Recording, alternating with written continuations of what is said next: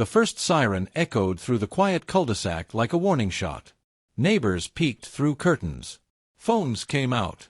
And there, standing beside a half-finished row of solar panels, was Marcus. Confused. Because he had no idea why 2 squad cars had just pulled up to his driveway. Just 30 minutes earlier, the only sound had been the soft hum of his power tools and birds singing above the oak trees. It was supposed to be an easy Saturday. Marcus had finally saved up enough money to go solar, to make his home energy independent, to build something for his daughter's future. But in this neighborhood, progress had a price. The town of Maplewood Estates looked like a postcard. Rows of identical lawns. Every mailbox painted the same muted beige. And at the center of it all was the self-appointed queen of conformity, Karen Whitfield, president of the HOA. The kind of woman who measured grass with a ruler and smiled while writing fines. Marcus had moved in just 6 months earlier, after years of working 2 jobs to afford a small home. He wasn't part of the HOA. His property technically sat just outside the association's boundary line. But that didn't matter to Karen. From the moment he moved in, she treated him like an intruder. The wrong kind of neighbor. The kind who didn't belong. It started small, passive-aggressive notes about his trash cans. Comments about his unique music. Then, the week before the incident, she'd stood on his sidewalk, hands on hips, and said, "People like you should follow the rules if you want to live here." Marcus had ignored it. He believed in staying calm, keeping peace. But that morning, when he started installing his solar panels, Karen's curtain twitched. She'd been waiting for something to report. And at 10:14 a.m., while Marcus was tightening a bracket on the roof, she made the call that would change everything. She told the police there was a suspicious black man tampering with electrical equipment. By the time the officers arrived, half the neighborhood had gathered. And Marcus still had no idea that his quiet morning was about to become national news. The flashing blue lights painted the street in chaos. Marcus climbed down the ladder slowly, his hands still dusty from the roof tiles. 2 officers stepped out, hands resting on their holsters, eyes cautious. "Sir, step away from the equipment," one of them ordered. Marcus blinked. "Excuse me. This is my house." The officer exchanged a glance with his partner. "We got a report about a break-in. A possible theft of solar equipment." Marcus froze. The air around him thickened. A break-in? At his own home? Before he could respond, Karen Whitfield emerged from her porch, perfectly timed, phone in hand, voice dripping with concern. "Oh, thank goodness you're here. I told you he didn't live here. He's been up there messing with wires for hours. I was worried about safety."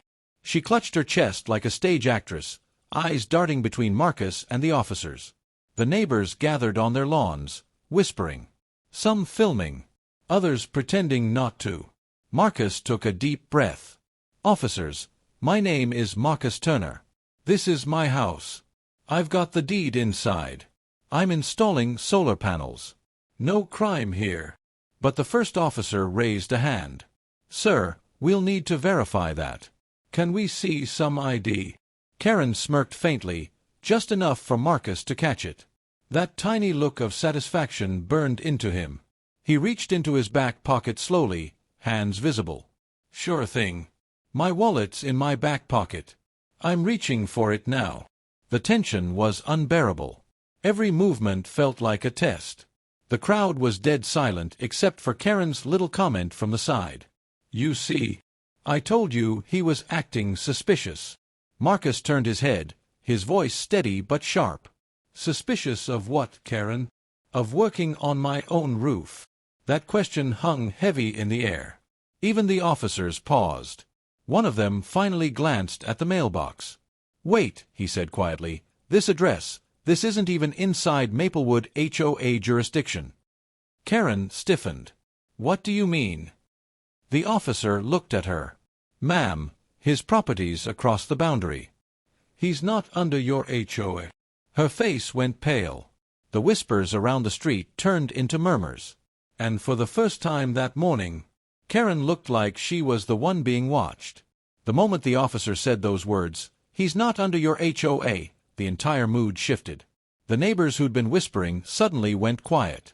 Some of them started pretending they hadn't been recording. Marcus stood there, breathing slow, holding his ID out. "You can check the deed," he said calmly. "My name's on it.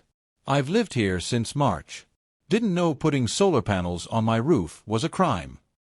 The second officer took his license, cross-checked it with the address, and nodded.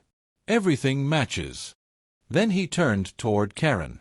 "Ma'am, can I ask exactly what you told dispatch when you called?" Karen blinked rapidly. I just said there was a strange man on a roof doing electrical work. I didn't know he lived there." Marcus's jaw tightened. "You didn't know? You waved at me just 2 days ago, when I was mowing my lawn."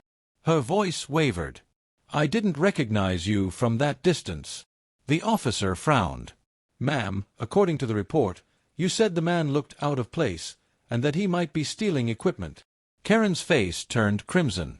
She opened her mouth, but no words came out. A few neighbors gasped quietly.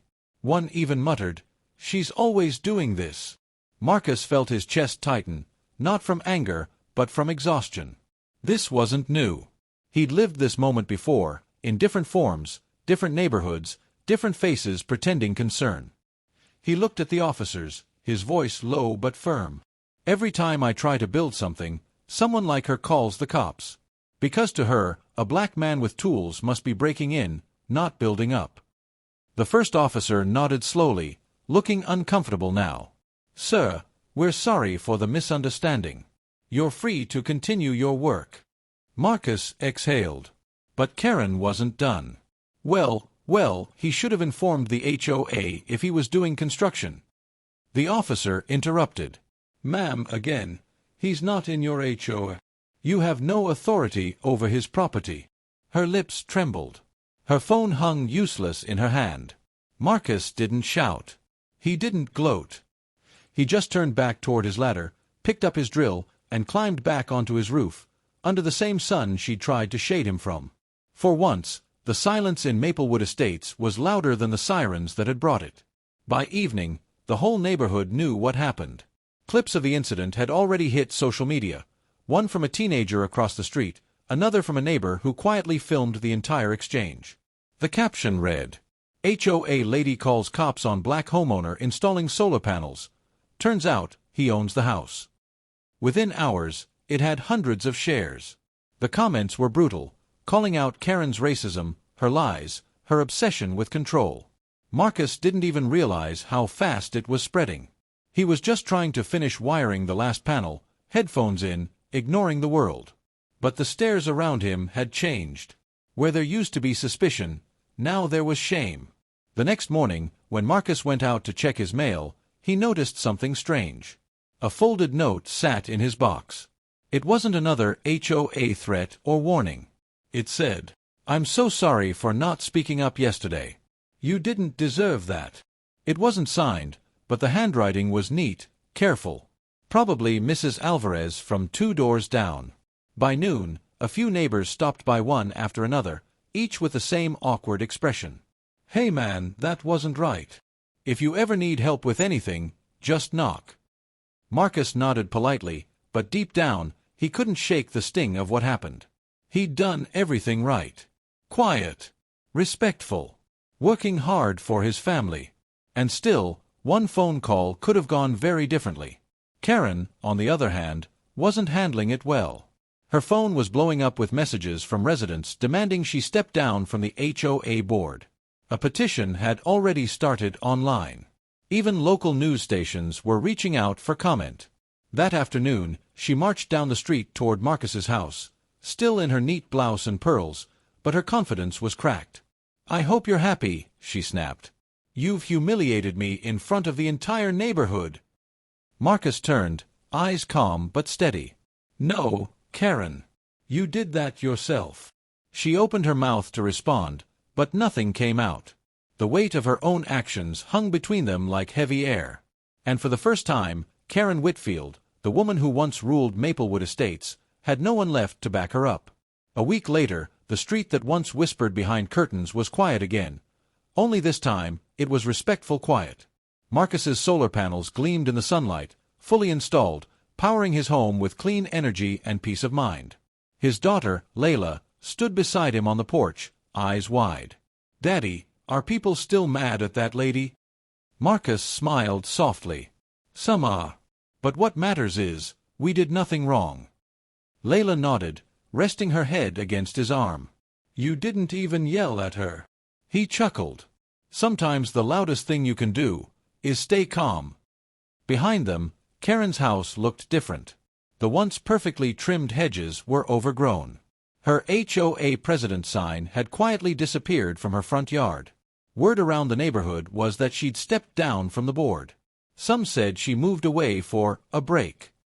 Others said she couldn't face the stairs anymore. But Marcus didn't care about revenge.